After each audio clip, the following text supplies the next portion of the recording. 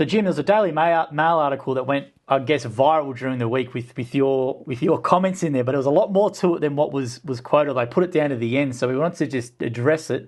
And I'll start off real quickly with the headline, because this is what obviously got people reacting to it, which was Jim's Mowing founder blames immigration for housing crisis and reveals how he wants to fix it, was the headline. Well, actually, it's not really what I said at all. The reason for the housing crisis is because of restrictive zoning laws. And it's quite obvious if you look at a place like the States. Houston's got an average house price of $330,000. San Francisco's got 1.4 million. That's US dollars. So it's 4 times as much. Why? Same country, different zoning. So that's the main reason for the housing crisis. Actually, I don't have a problem. I think immigration is great for this country, but I think it depends on what kind of immigration. What we need is skilled, enterprising people who can launch businesses, like so many of my franchisees. We've got so many great franchisees in Jim's group who are building great businesses, doing work that Australians need, employing lots and lots of Australians to do it, doing great things. Where I think we've got to be more careful is in taking unskilled refugees from war-torn, poverty-stricken countries. They don't actually integrate very well. And then you get problems with violence and gangs and murders and all kinds of stuff, which we shouldn't have to do. So I think immigration is great for Australia.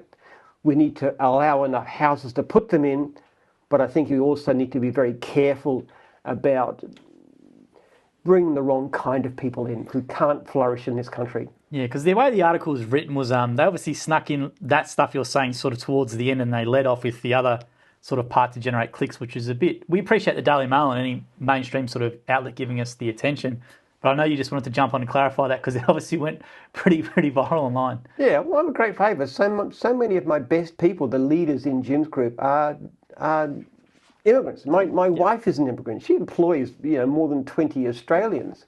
I mean, she does a great things for the economy. She runs our conference centre. She's a builder. She's setting up a great tourist venture which will revitalise local economy. This is an immigrant. We need people like that. We need more of them. We need the right people.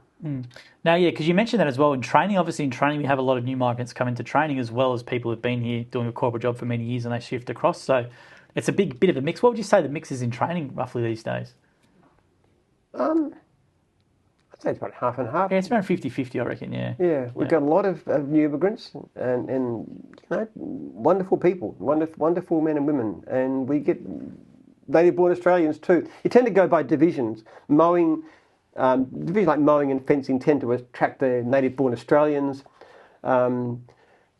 Immigrants tend to go into things like cleaning and laundry and so forth. And I think the point you made before is really important, is that they employ a lot of people. I know some of the cleaning franchisees who might have 20 employees or 15 or 10, and that's the really important thing to point out. Some of our top guys turning over millions of dollars a year. They have quite substantial teams. They're a major employer of Australians.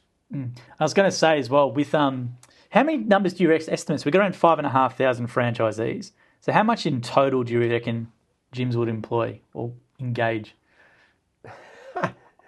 Maybe double that. Double that, yeah. It's hard to say. A lot of people work independently. Quite a few have offsiders, and some of them have very, very large teams. You've got some franchisees who actually have multiple franchises. They have franchises in mowing, in cleaning, in pest control, in different divisions, and they are real entrepreneurs. We just want to clarify that because sometimes the media can take stuff out of context, and they've obviously got a job to do with engaging clicks, and you would have given a lot more information than what was let off with, and people can read that as a glance and just get into the headline. So they put it in the article, but I just thought that it's down the bottom, as if I was against immigration, and I'm most certainly not. We've done so well. I'm an immigrant myself in a certain sense. You technically are, yes. I was born in the UK. Well, there you are.